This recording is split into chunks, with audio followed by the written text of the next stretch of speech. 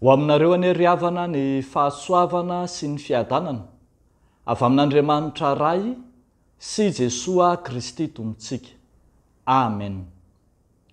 Nanolotra ny fanahiny Jesoa ho fampihavanana. Nanolotra ny fanahiny i Jesoa ho fampihavanana.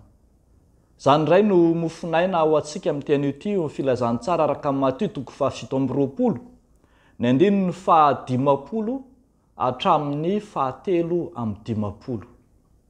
Andeha vakitsika ary amin'ny anaran'ny Tompo manao hoe: ary rehefa niantso tamin'ny feo mahery indray Jesoa, dia nanolotra ny fanahiny. Arindro ny efitra lamba tao amin'ny tempoly, dia tritra ny zara roa hatrany ambony ka hatrany ambany, dia ny orooro ny tany ka nitresaka ny vatolampy, ary nisokatra ny fasana ka maro ny faton'ny olona masina izay efa nodomandry no natsangana, ka nivoaka avy tao amin'ny fasana ireo tao aoriana ny tsanganan'i Jesoa, dia nakeo amin'ny tanàna masina ka niseho tamin'ny maro. Ray masino, manamasina anay amin'ny fahamarinana, ny teninao no fahamarinana. Amen. Nanolotra ny fanahiny Jesoa ho fampihavanana. Ambara ny filazantsara araka amin'ny Matthieu, riavako malala fa ny fanoloran-tenan'i Jesoa no nahafaty azy teo amin'ny hazo fijaliana. Fanoloran-tena no lalana nizoran'ny Tompo ho amin'ny fahafatesana, fa tsy araka ny fiheverany maro fa ny jiosy no namono azy, na ny fahefana mpanatanteraka, na ny fahefana mpitsara, na ny fahefana romanina akory, fa i Jesoa mihitsy no nizotra ho amin'ny fanoloran-tena izay miantoka ny fahafatesana. Ny tantara masina izay tantarain'ny Baiboly arak'izany dia miivo ao amin'io fahafatesan'i Jesoa io. Maty ny Tompo. Maty ny Tompo, fa ny vokany kosa sy ny fiantraikan'izany aty amin'ny zanak'olombelona dia maro dia maro. Koa ny mpandinika ny soratra masina manao hoe: zavatra tokana ny votoatin'ny soratra masina dia ny fahafatesan'ny Tompo, fa ny fampianarana sy ny lahateny marobe nataon'ireo apôstôly kosa dia mitantara amintsika ny vokadrany fahafatesana izany. Hitantsika eto ary vokatra lehibe izay mankadiry ny fampihavanana nataon'ny Tompo teo amin'ny hazo fijaliana. Raha miresaka hoe fampihavanana isika, dia lay fahafatesan'ny Tompo mihitsy no miantoka izany. Tsy hitantsika taratra ao amin'ny soratra masina hoe natory teny ambony hazo fijaliana ny Tompo, na torana teny ambony hazo fijaliana izy, fa maty ny Tompo. Fa raha tsy maty mantsy izy, tsy izy natorona, izy torana no hitondra fampihavanana, fa ny fahafatesana. Eto zao dia hitantsika fa rehefa maty ny Tompo, indro ny efitra lamba atao amin'ny tempoly dia nitritra ny zara roa hatramin'ny ambony ka hatrany ambany.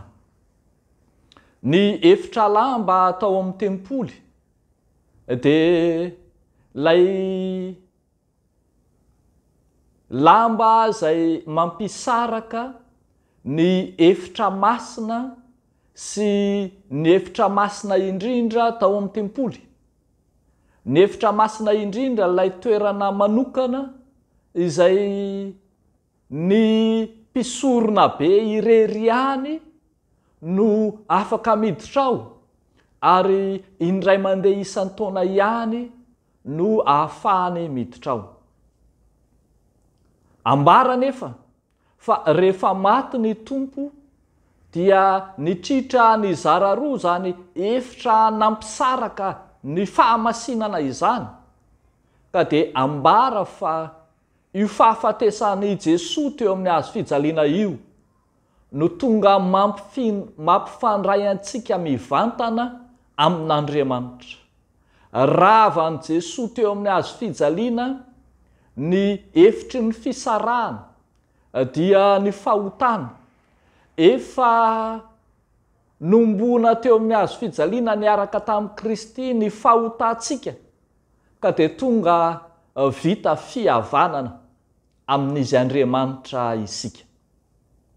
Eny tena niara-maty tamin'ny tompo teo amin'ny hazo fijaliana ny fahafatesana ara-panany ny zanak'olombelona, ka dia tonga vita fihavanana amin'Andriamanitra isika. Noho ny amin'ny fahafatesan'i Jesosy dia tonga afaka mifandray mivantana amin'Andriamanitra isika. Izy no hany mpanalalana antsika amin'Andriamanitra. Tsy misy intsony arak'izany mpanalalana hafa na mpanelanelana hafa izay atsangana anelanelana antsika amin'ny Andriamanitra, fa i Kristy, ambaran'ny apôstôly Paoly koa zany, fa i Kristy izay maty teo amin'ny hazo fijaliana, izy no fihavanantsika. Efa na iray atsika amin'Andriamanitra, ary efa nampiray atsika tamin'ny mpiarabelona atsika raha teo koa. Ireo famantarana maro samihafa izay nitranga tamin'ny fahafatesan'ny tompo, tsy ny lamba tao amin'ny tempoly izay tritra ihany, ny tany niorooro, ny vatolampy nitresaka, ny fasana nisokatra, ny fatiny izay olona masina natsangana, dia samy maneho ny hery sy ny fahefan'io Kristy izay maty tamin'ny hazo fijaliana io. Hery sy fahefana izay manan-kery amintsika tsiraray avy ihany koa. Arak'izany ry havako malala, ambara fa tsy misy lalana hafa ivelan'i Kristy izay maty teo amin'ny hazo fijaliana ahavotra atsika, amonjy atsika. Eny, tsy misy lalakafa izay izorantsika, ary tsy misy mpanelanelana hafa izay afaka mampifandray atsika toy ny ampifandraisan'i Kristy amintsika amin'Andriamanitra. Ambara zany fa maty Kristy, nanolotra ny tenany teo amin'ny hazo fijaliana izy ho fampihavanana atsika. Deo an'Andriamanitra ireriany ny voninahitra. Amen. Ivavaka isika ry havako.